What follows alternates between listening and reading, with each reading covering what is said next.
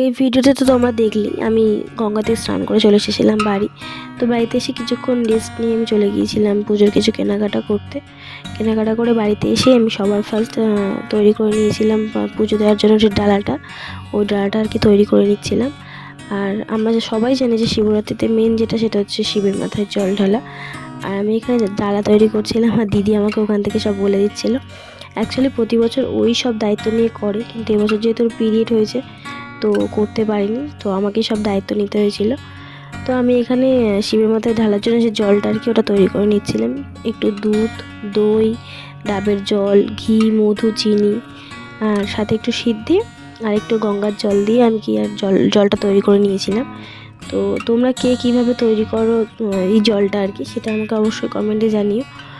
আর আমরা প্রতি বছর এভাবেই আর কি তৈরি করে নিই। তো আজকের ভিডিও এই পর্যন্ত। যদি ভালো লাগে অবশ্যই লাইক, কমেন্ট, শেয়ার করে দিও, সাবস্ক্রাইব করে পাশে থেকো। দেখা হবে নতুন ভিডিওতে।